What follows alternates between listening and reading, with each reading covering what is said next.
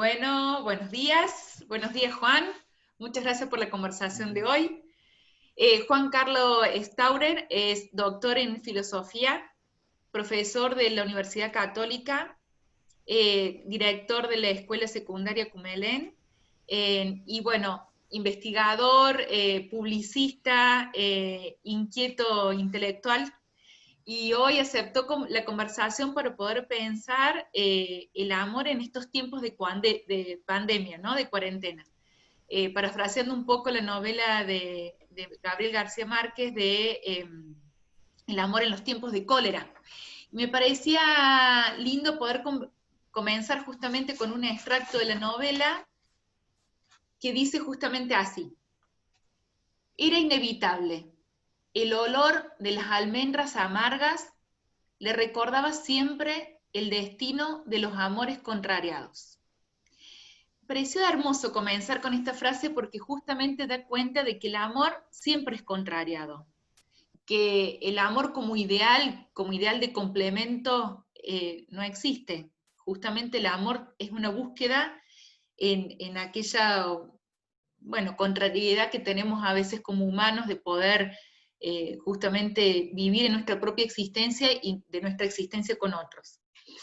Y bueno, quería comenzar la charla haciendo referencia a lo que Lacan plantea del amor en relación al banquete de Platón, en donde allí Sócrates dice que justamente para poder amar algo me tiene que faltar, porque busco en el otro lo que me falta. Es decir, que algo de la castración tiene que existir o tengo que poderla reconocer para ir a la búsqueda de otro. Y junto con esto, Lacan también hace una referencia a Hegel, puntualmente en la ley del corazón, una de las tantas subjetividades que Hegel plantea. La ley del corazón, según Hegel, es que el ser humano en su propia subjetividad tiene la idea loca, podríamos decir, de que lo que yo soy en mi propia identidad, todos deberían serlo, como una especie de ser superior en donde lo que yo pienso, soy y existo, todos deberían serlo de esa manera. Una ley, podemos decir, de la propia identidad y la propia subjetividad que justamente imposibilita, ¿no?, el encuentro con el otro. Bueno, esto como para echar a rodar y lo escuchamos a Juan, a ver qué tiene para decirnos Bueno, sobre esto. se puede tomar mate, Marcia, acá durante la Sí, charla, por ¿no? supuesto, por supuesto. Bueno, fantástico. Porque ¿cómo le llaman los psicólogos? Un muleto a donde uno transfiere no sé qué cosa, ¿no? Algo Bueno, así. algo así. Bueno, gracias, Marce, por la invitación. La verdad que es un gusto conversar con vos siempre y seguir aprendiendo mutuamente en la marcha. Vos sabés que, claro, me has tocado un poco el amor propio como filósofo latinoamericano, porque digo, quiero aclarar también que vos dijiste que yo soy publicista, los que hacen publicidad se van a enojar. No, no soy publicista, publico cosas, pero era lo que un poco vos querías señalar. ¿Qué pasa?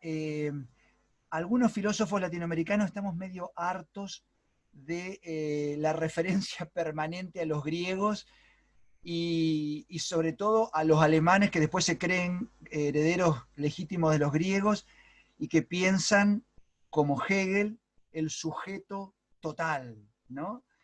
Porque para entender a Platón, yo me voy a los africanos, el autor del primer compendio de filosofía africana, que dice que Platón fue un gran plagiador que cuando le va mal en Grecia se va a África, aprende muchas cosas y después las escribe y dice que las pensó él. O Hegel, que en definitiva solo puede ser pensado como el cerebro de Napoleón. No hay pensamiento hegeliano sin pensar las invasiones megalómanas de Napoleón como emperador, ¿no? En definitiva, Hegel es el gran pensador de la modernidad que piensa a un sujeto absoluto porque el sujeto de la modernidad liberal y del naciente capitalismo ha podido conseguir las condiciones de posibilidad para dominarlo todo. Entonces, como el deseo es dominarlo todo, no puede haber dominio del todo sin un sujeto que maneje el todo. Entonces, el sujeto megalómano de Hegel es un sujeto total. Yo más vale prefiero pensarlo desde las cosmovisiones aborígenes, donde, fíjate vos que en lugar de pensar que los seres humanos fuimos creados para satisfacer a los dioses y para hacer lo que los dioses no quieren hacer más, que fue algo muy común en las cosmovisiones de los grandes imperios de todos lados, incluso de acá de América, los aztecas, por ejemplo, ¿no? Sin embargo, hay otras cosmovisiones como las andinas o las guaraníes, guaraníticas, ¿no?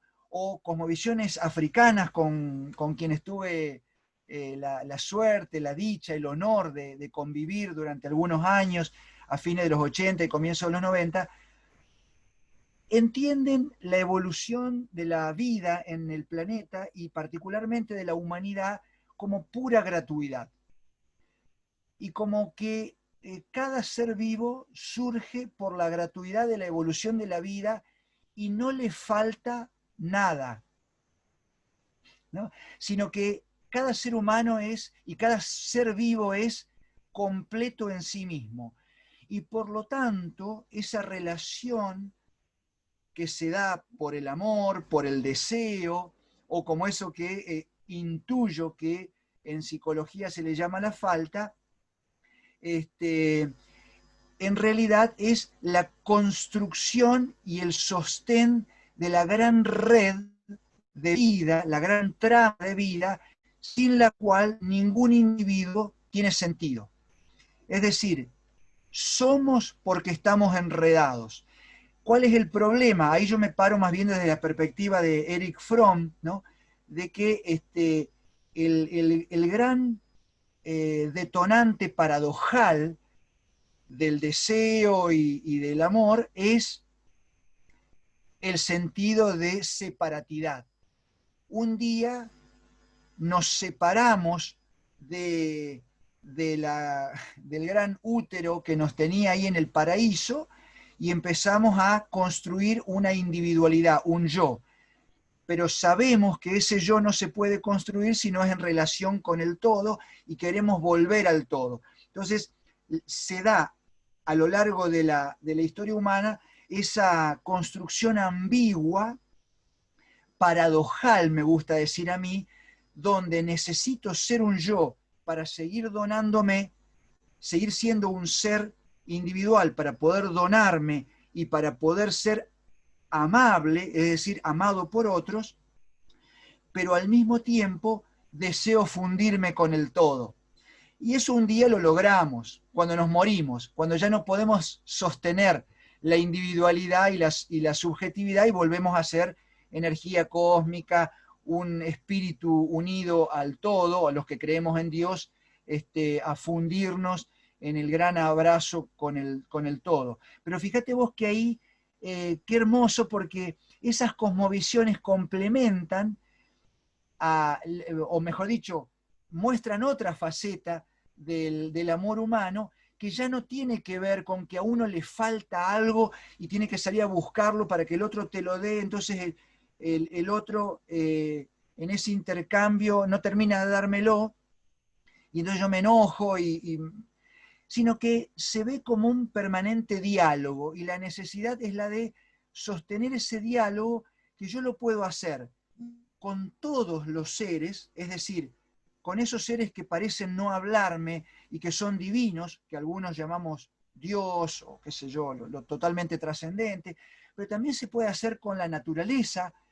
Lo que pasa es que yo puedo amar, querer a los árboles, a los bichos bolitas o a los perros, pero ellos no me responden de la misma manera que yo entiendo con mi cabeza racional. Me responden de maneras que mi ser corporal comprende, calor, nutrientes, etc. En cambio aparece la figura del otro que me habla en mi mismo idioma.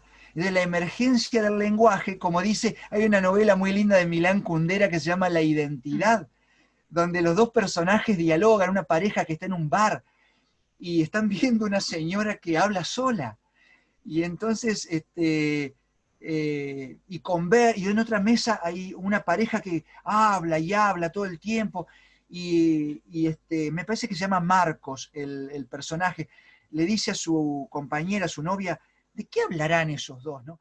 Y ella le termina diciendo una frase que para mí es descomunal. Milán Kundera es el autor de La insoportable levedad del ser, ¿no? Y le dice ella, ¿sabés qué pasa? Que ningún amor sobrevive al mutismo. Es decir, no hay diálogo, no hay amor si no hay diálogo, pero no hay diálogo si hablo yo solo. Tiene que haber un silencio de mi parte para que emerja la palabra del otro. Pero la palabra del otro es gratuita y el otro me dice lo que él quiere decirme, ¿no? Y entonces yo lo tomo. Ahora, tampoco hay diálogos si hay monólogos que se dicen simultáneamente. Para que haya diálogo yo debo interpretar al otro, devolverle algo en relación a lo que él o ella me dijo y dejarme penetrar por la palabra del otro. En definitiva es también lo que hacemos eróticamente, ¿no? Hay un símbolo muy bonito de un médico mendocino, creo que es Machado el apellido, que dice que lo erótico es como el condimento y el amor es como el alimento, ¿no? Y que lo que nos alimenta es el amor, pero comer nutrientes desabridos es aburridísimo. Pero, al mismo tiempo, comer condimentos solo, qué asqueroso, ¿no?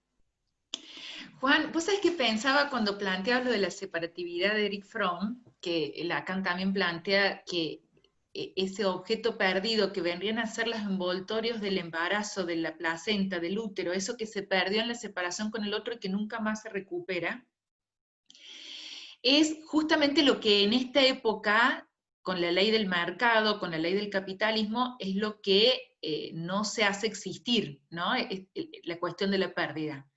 La ley del mercado siempre promete que no va a haber pérdida, ¿no? Y esa promesa que lo único que hace es justamente enfrentar a la frustración, al no permitir la pérdida, no hay deseo, y hay como una satisfacción autoerótica permanente.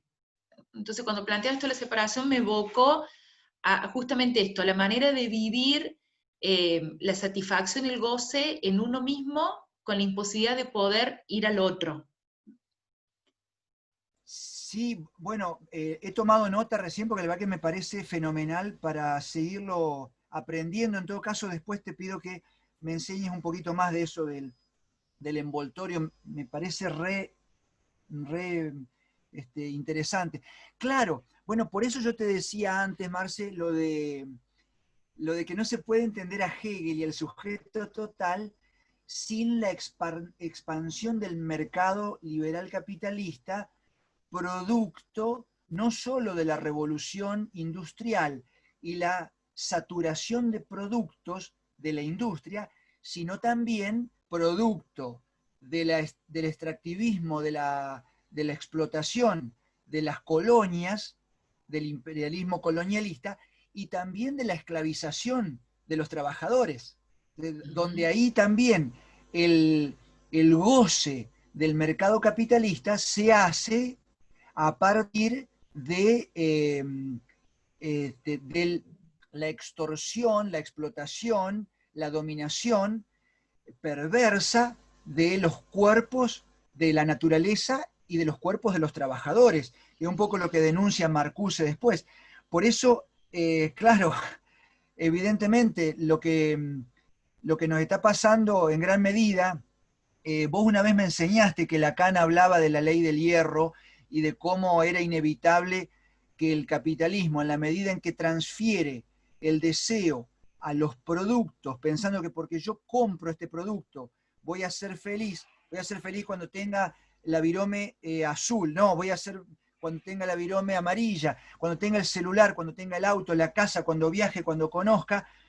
Hay una transferencia a productos Y claro, esa transferencia es engañosa, por eso es una promesa que se autoincumple permanentemente, porque nosotros no hay un ser que se dona gratuitamente del otro lado. El teléfono celular que yo compro no se me dona, yo lo compro. Entonces sigue expandiendo, es una pura expansión del yo. Es el sujeto total de Hegel. Entonces, en algún sentido, termina siendo una suerte de autocomplacencia, pero que siempre me deja con hambre de más, porque en lugar de darme cuenta que lo recibo gratuitamente porque el otro o la otra deseó regalármelo, yo lo compro. Y entonces, en definitiva, la trampa es que en lugar de haber un intercambio generoso, hay una compraventa. Yo puedo ser más feliz porque tengo más dinero y puedo comprar más, pero al mismo tiempo me doy cuenta que no puedo comprar mi felicidad, entonces me genera una insatisfacción tremenda, que es esta tremenda frustración que propone el capitalismo. Ojalá, no sé, Dios o el cosmos o la pandemia o el COVID-19 sea una tremenda oportunidad para darnos cuenta que esto es así, es como nos enseñó Lacan o como nos enseñó los críticos de Hegel, de hacernos ver que en realidad Quijano es Aníbal Quijano, un filósofo latinoamericano que habla de esto, de la permanente promesa autoincumplida del capitalismo que nos conduce a una frustración permanente. No sé si va por ahí o desvié la Sí, sí, conversación, no, no, Marce. no, claro, claro, claro, sí, sí va por ahí. Y esto que vos decís de la pandemia, a mí se me figuraba la idea de un dique de contención frente al amor líquido de Sigmund Bauman. Sigmund Bauman viene definiendo las relaciones en esta época como relaciones líquidas, ¿no? Que se nos van entre los dedos, se nos esfuman, ¿no? Nada es sólido, nada permanece, el otro es un objeto más de retroalimentación de mi satisfacción, como si fuese un celular, como un objeto, hoy me servís, mañana te desecho, ¿no? Entonces, esa es la liquidez de Sigmund Bauman. Entonces, a mí se me figuraba la idea de un dique, ¿no? De golpe la pandemia, la cuarentena dijo, estén donde estén, ponemos una pared y esa liquidez se frenó. Por supuesto no vamos a pensar que se frenó por la cuarentena, pero digo, de alguna manera algo se frenó, ¿no? Y quedé con quien quedé, con todas las consecuencias subjetivas de eso, ¿no? O sea, desde los que dicen, descubrí a mi familia, viví un retiro espiritual con ellos, a el extremo de los femicidios, ¿no? Pero, bueno, a mí se me figuraba esa idea. Sí, sí, vos sabés que me encanta, me fascina la idea del dique. Bueno, vos sabés que yo hago filosofía ambiental, ¿no? Y particularmente ética ambiental y epistemología ambiental.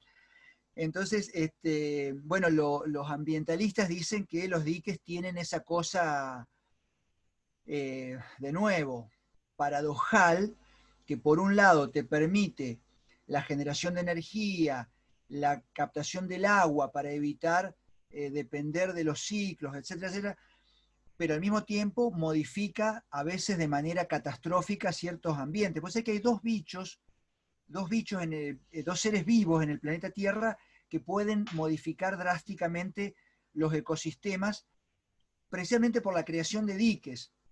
Uno son los castores, que van, viste, rompiendo las familias de castores, que también es un bicho social, muy amoroso el castor. Viven en manadas y en las madrigueras.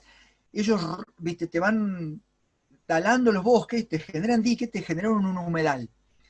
Y de repente empiezan a caer anfibios, los pájaros que estaban ahí ya no pueden estar, tienen que irse más lejos, te cambiaron el ecosistema, y si no, decíselo a los de Tierra del Fuego. Y los seres humanos, que además de diques podemos hacer otras cosas peores para cambiar los ecosistemas. Pero qué interesante esta lógica, porque coincido plenamente con lo que vos decís, realmente la pandemia no ha cambiado esas relaciones de desigualdad o esas relaciones de explotación o esas transferencias inimcumplidas o fraudulentas que hacíamos hacia el mercado, sino todo lo contrario, las ha exacerbado.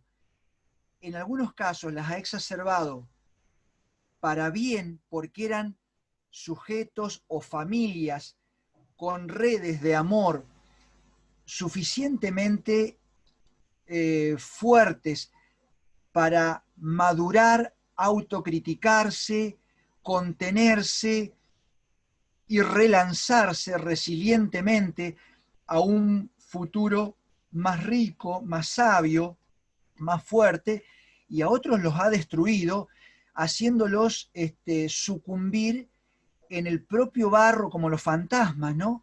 Patinando en el barro del pasado, en el propio barro de su insatisfacción, de su egoísmo, de su egolatría, de su necesidad de megalómana de poder y de dominio, y de por lo tanto su frustración y su fracaso. Y en ese sentido, digo, me parece que está re interesante la figura del dique, porque pienso que el dique, si es demasiado grande, puede modificar demasiado drásticamente los ecosistemas, y esos cambios salírsele de los términos de posibilidad de contener y de reparar. Pero si son pequeños diques, manejables, cuyos cambios se pueden contener y se pueden reparar o compensar, de repente pasa que se transforman en una fuente de energía, una fuente de agua, de riego, y en una nueva riqueza para el ecosistema.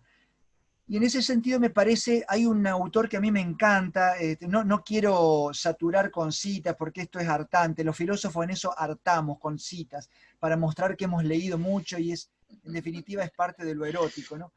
La satisfacción para que sepan cuánto he leído. Pero bueno, hay un autor que a mí me encanta, que es Paul Ricoeur, que casualmente no tuvieron la mejor relación con Lacan, pero la verdad que porque creo que vivieron en una época como los 60, fines de los 60, 70, que fue muy complicada, había que vivirla. Pero se conocieron y se escucharon mutuamente y se leían mutuamente.